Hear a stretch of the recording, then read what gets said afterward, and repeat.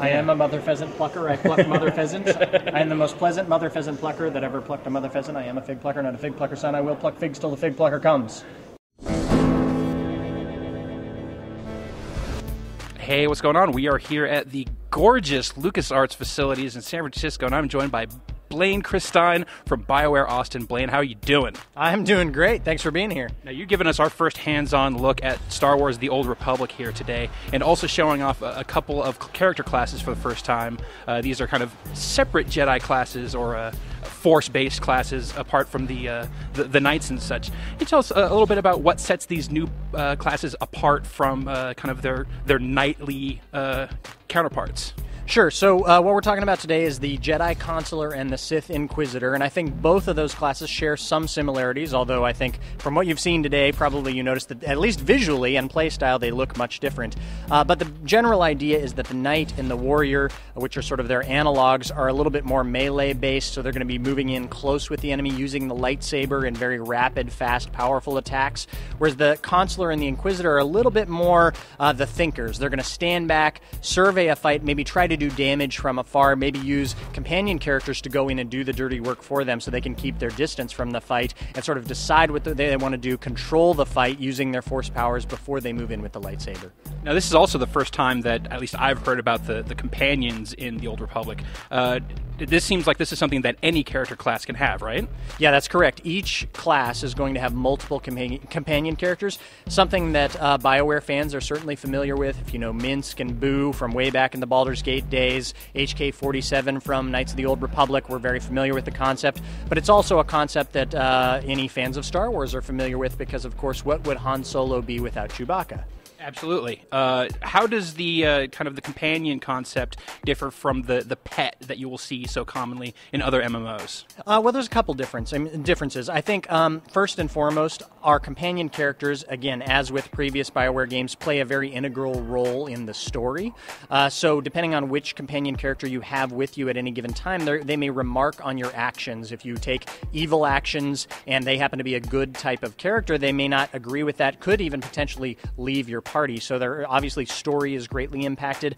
I think one of our goals with the companion characters is also to make sure that they're very easy to use. So if people are not necessarily wanting a pet class per se, but they still want to have that story experience, we want to make sure that they can get in, use their companion character, and still have a good time. Now, can you also be pretty hands-off with your companion if you so choose? Yeah, absolutely. They should basically be able to operate on their own. One of the important elements we sort of talked about today, too, is sort of customizing your play style based on companion characters, and the reason we talk about that is different companion characters may have different abilities, or I should say will have different abilities that could impact how you play either in a group or in a solo experience. So companion character may, for example, have healing abilities. So if you're grouping up on a Friday night and you're like, hey, we can't find somebody who can heal, you'd say, hey, that's cool, I have a companion character that can heal. And if somebody else does too, you multiply that times two. So what we're trying to do is make MMOs more accessible to people, being able to pick up and play at any time and still have a good time.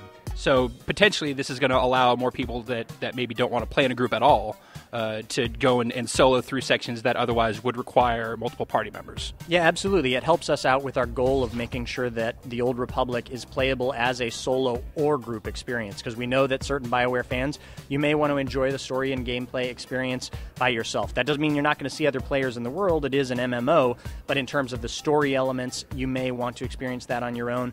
Bring out a companion character. They're going to help you out to make it through difficult situations, whether it's fights, conversations, etc.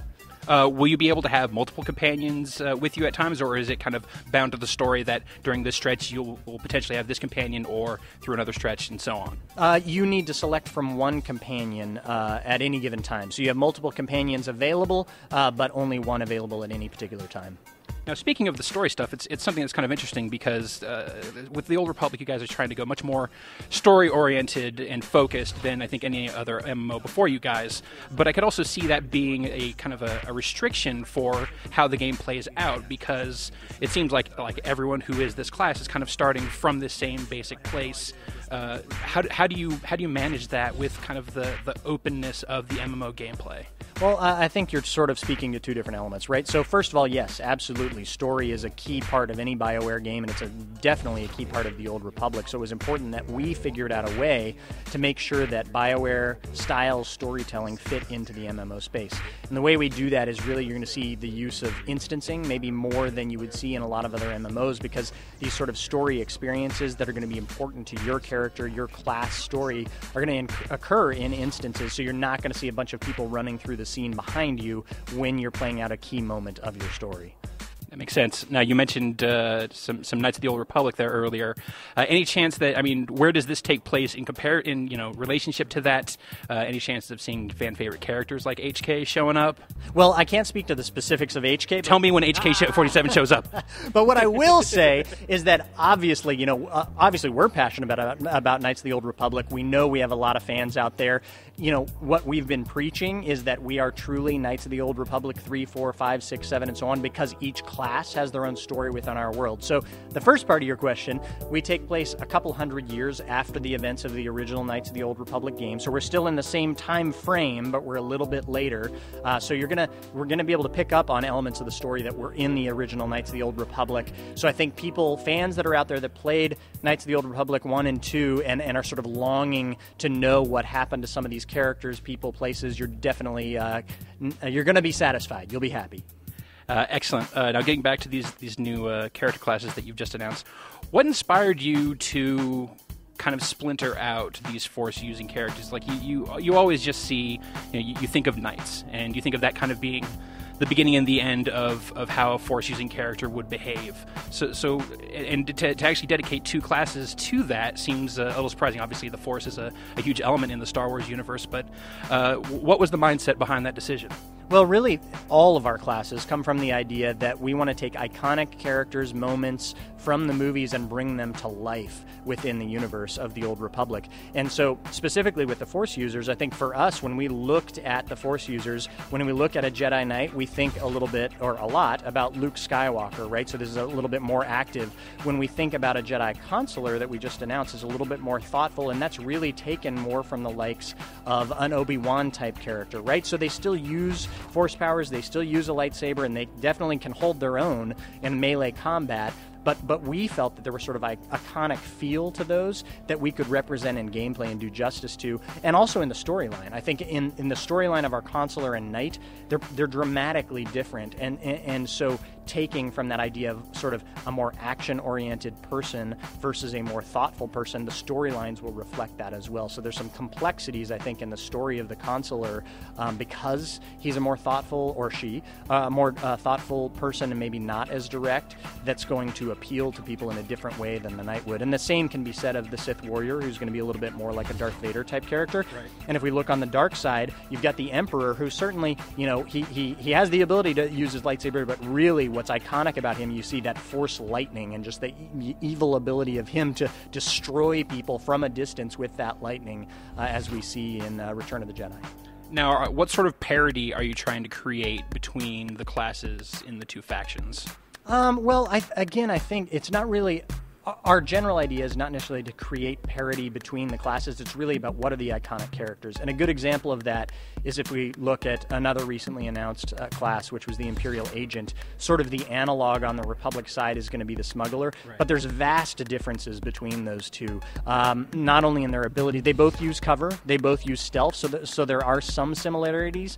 But I think in terms of story and combat, once you actually get into combat with those two classes, is pretty dramatically different. So, I mean, there are some natural parallels, but just by the nature of the classes and approaching it from a Star Wars standpoint as opposed from a game genre standpoint, they start to stand out on their own.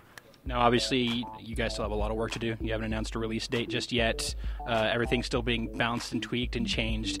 But at this point, what would you say your favorite class to play as is? That's a great question. And honestly, my favorite at this point is the Trooper. And the reason the Trooper is fun, we got a great reaction at PAX when we showed the first live gameplay of that class. And the reason is, I think everybody was going, whoa, a Trooper? Why did they include that? What does that come from? But he is a great long-range specialist. And so he's got these incredible abilities just to do mass amounts of damage. He gets down in this very Arnold Schwarzenegger-like pose and is able to just lay down some serious firepower with his big weapons. And it's really fun to play that class. Excellent, Blaine. Well, thank you so much for your time. Cool, thank you.